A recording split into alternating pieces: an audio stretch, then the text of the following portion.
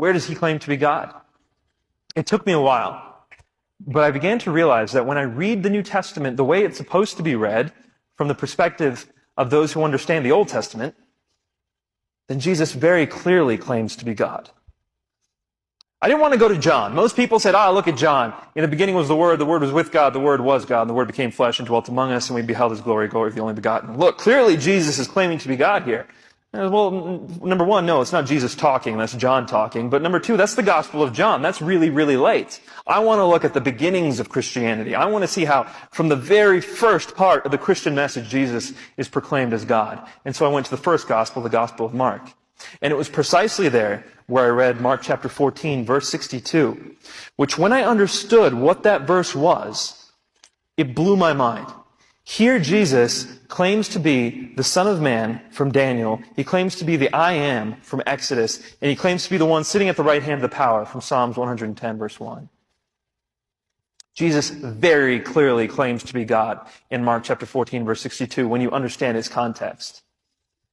So I said, all right, fine. Well, how do we know he died on the cross? Did he actually die on the cross? Because the Quran told me Jesus did not die on the cross. The Quran says in chapter 4, verse 157, وَمَا قَتَلُوهُ وَمَا صَلَبُوهُ. We killed him not, nor did they crucify him, but so it was made to appear to them.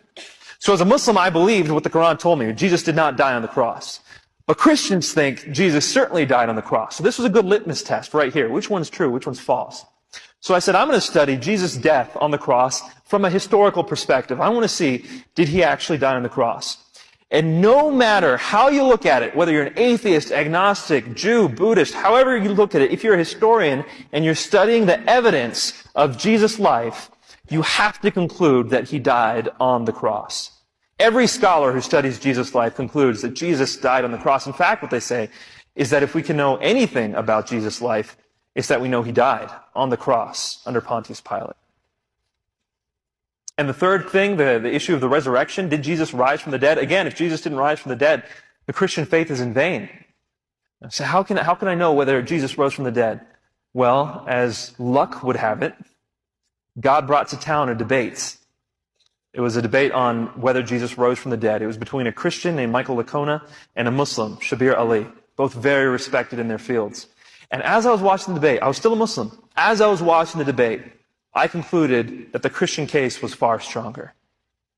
And I'm not the only one who concludes that. The argument that he uses, the minimal facts argument, an atheist by the name of Michael Martin, he's a very well-known atheist philosopher, says that the minimal facts defense for the resurrection is the strongest defense for the resurrection that has ever been provided in history.